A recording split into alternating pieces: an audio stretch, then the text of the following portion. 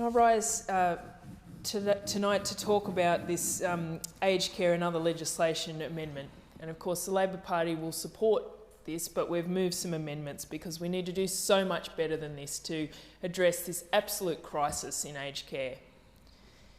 This is not just another minor problem as this government sees it. This is not... So often with this government we see that they're just looking for a solution to a political fix.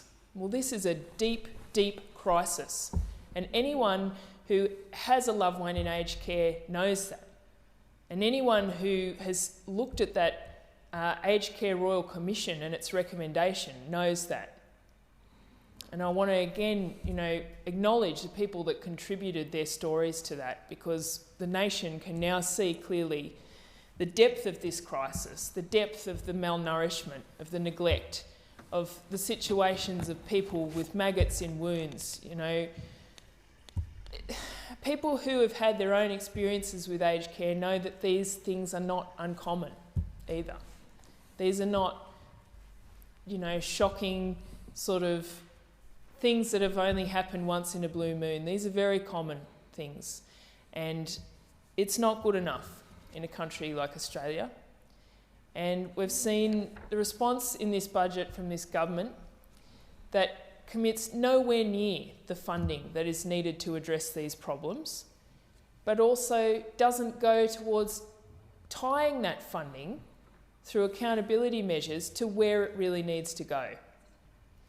We see, ignoring a lot of the recommendations of that Royal Commission. Why don't we have 24-hour nurses in aged care? Now, this is something that people have been calling for many, many years. And anyone who has a loved one in aged care, or again, anyone who has looked at the recommendations, knows that staffing is key to addressing these issues. The people that work in aged care do it because they have a deep dedication to those residents, because they care about older Australians in their care.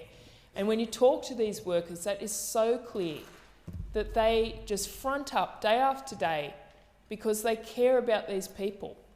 And what is so devastating is that they can't actually deliver the care in the ways that they would like to, because there simply aren't enough people. And I've seen that firsthand when my grandmother was in aged care, that people would come really, really cared for the elderly people and wanted to spend time, making their lives a little bit brighter.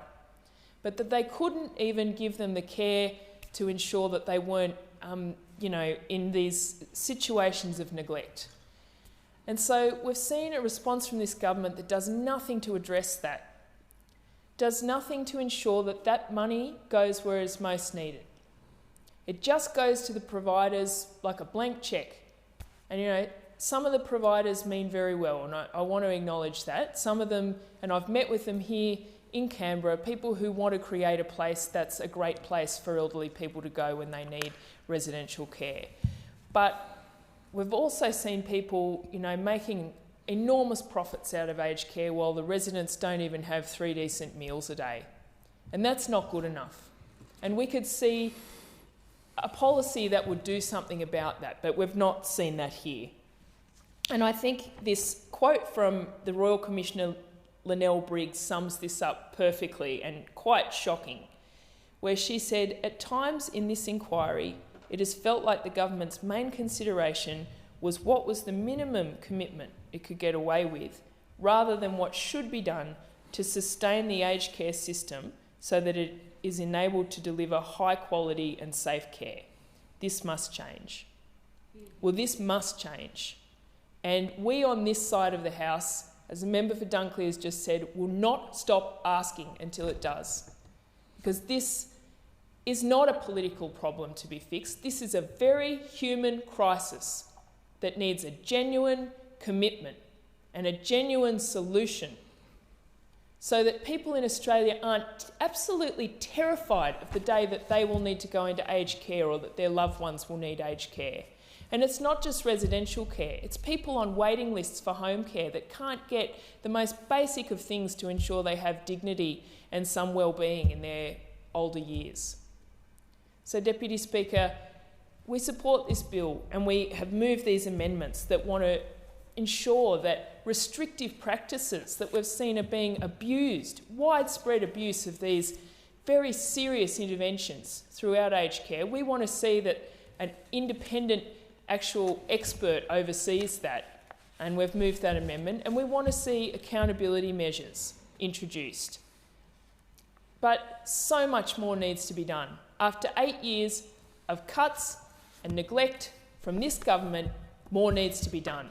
And Labor wants to see it happen. A Labor government has a plan that would see a decent aged care system, a decent Medicare for people in between, and decent childcare for young people. We have a plan that actually cares about people, because we on this side of the House actually do care about people. We don't see it as a political fix, and we will keep asking. Thank you, Deputy Speaker. The question.